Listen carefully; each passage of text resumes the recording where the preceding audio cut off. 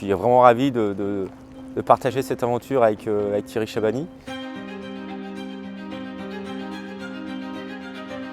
Une course en duo, c'est toujours des belles aventures humaines. Je me sens au pied de quelque chose d'énorme. Il y a beaucoup d'excitation. C'est sûr que ça va être une vraie aventure pour moi de traverser l'Atlantique sur cette ultime. En double avec Anthony, ça va être une expérience magique.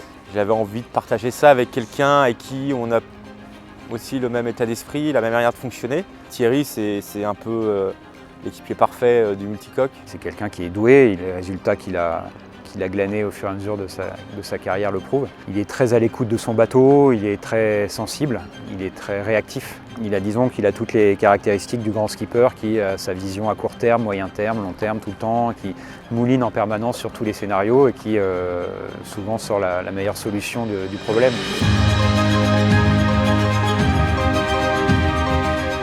Il y a plusieurs étapes clés pendant la Transat Jacques Vabre.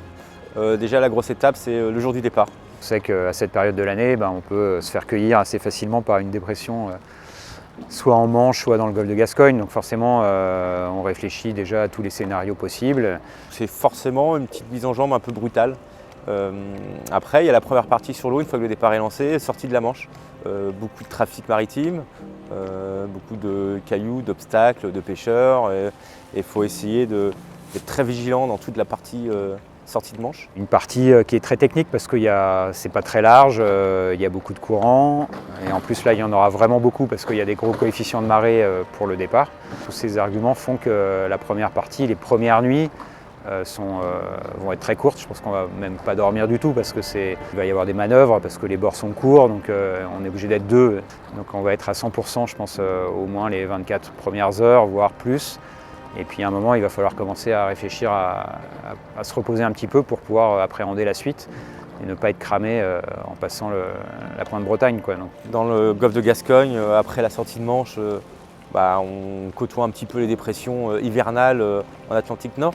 Donc le but, c'est de s'y échapper le plus vite possible et surtout sans risque pour le bateau. Et après, c'est un peu le début du réconfort, c'est essayer de récupérer ces alizés portugais pour commencer, s'il y en a, et des alizés dans l'Atlantique pour aller rapidement vers le poteau noir.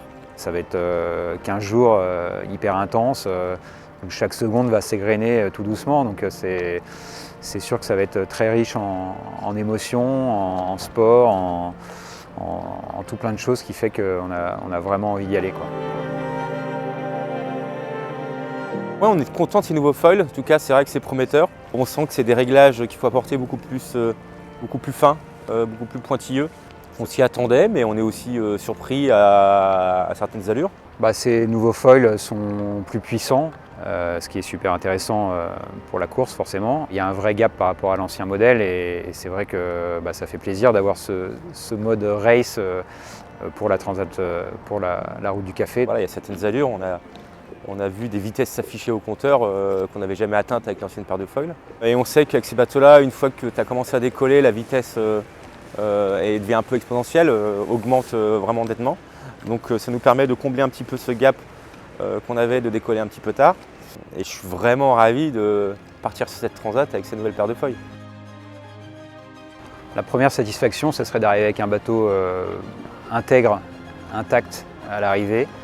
D'arriver très vite en Martinique, d'avoir eu la sensation d'avoir été au bon endroit au bon moment, d'avoir eu des vitesses moyennes élevées, d'avoir poussé à 100% le bateau tout le long de la course. Ensuite, forcément, Anthony et moi, on est des compétiteurs, on aime être devant, on aime jouer les places devant. Donc, on sait que ça va être difficile, mais c'est ça qu'on va chercher aussi, l'adrénaline de pouvoir tenter des choses et essayer de doubler les concurrents.